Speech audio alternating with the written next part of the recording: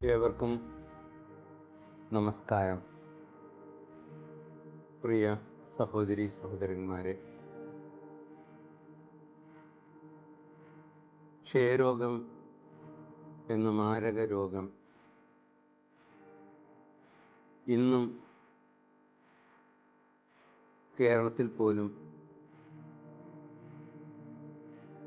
തുടരുന്നുണ്ട് എന്നത് വാസ്തവമാണ്. പലപ്പോഴും ക്ഷയരോഗത്തിൻ്റെ നിർണയം അതിൻ്റെ അവസാന ഘട്ടത്തിലാകുന്നത് കൊണ്ട് അനേകർക്കത് മാരകമായി തീരുന്നുണ്ട്. ഇന്നത്തെ സാഹചര്യത്തിൽ രോഗനിർണയം അതിൻ്റെ ആരംഭത്തിലെ തന്നെ ആണെങ്കിൽ പൂർണ്ണമായി സൗഖ്യപ്പെടുത്താൻ നമുക്ക് സാധിക്കും. മൈക്കോബാക്ടീരിയം ട്യൂബർക്കുലോസിസ് എന്ന രോഗാണു മൂലമുണ്ടാകുന്ന ഈ പകർച്ചവ്യാധി തടയുവാനുള്ള മാർഗം, അതിനെക്കുറിച്ച് നാം ബോധമുള്ളവരായിരിക്കുകയും അതിനെതിരെയുള്ള പ്രതിരോധ ചികിത്സകൾ നേടുകയും ചെയ്യുക എന്നതാണ്. പ്രായഭേദമന്യേ ആരെയും ഇത് ബാധിക്കാം. ഏറ്റവും കൂടുതൽ അത് ബാധിക്കുന്നത് ശ്വാസകോശങ്ങളെയാണ്.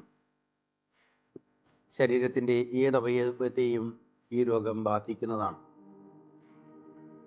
ചികിത്സ എടുക്കാതിരുന്നാൽ തീർച്ചയായും ആ വ്യക്തി ഇതുമൂലമുള്ള ദാരുണമായ മരണത്തിന് വിധേയമാകും. ക്ഷയരോഗ ലക്ഷണങ്ങൾ പലപ്പോഴും നാം ശ്രദ്ധിക്കാതെ പോകുന്നത് കൊണ്ടാണ് ഇങ്ങനെ സംഭവിക്കുക. 2 ആഴ്ചയിലധികം നീണ്ടു നിൽക്കുന്ന ചുമ, ശരീരം ക്ഷീണിച്ച് ഭാരം കുറഞ്ഞു വരിക, രാത്രികാലങ്ങളിൽ സ്ഥിരമായി ഉണ്ടാകുന്ന പനി, വിറയൽ, രക്തം ചുമച്ചു തുപ്പുക, രക്തമയം കലർന്ന കഫം, നെഞ്ചുവേദന, വിശപ്പില്ലായ്മ എന്നീ ലക്ഷണങ്ങൾ ക്ഷയരോഗത്തിൻ്റെ ലക്ഷണങ്ങളാകാം. അതുകൊണ്ട് തന്നെ നമ്മൾ ഇങ്ങനെയുള്ള ലക്ഷണമുള്ളപ്പോൾ ക്ഷയരോഗ നിർണയം നടത്തേണ്ടതുണ്ട്.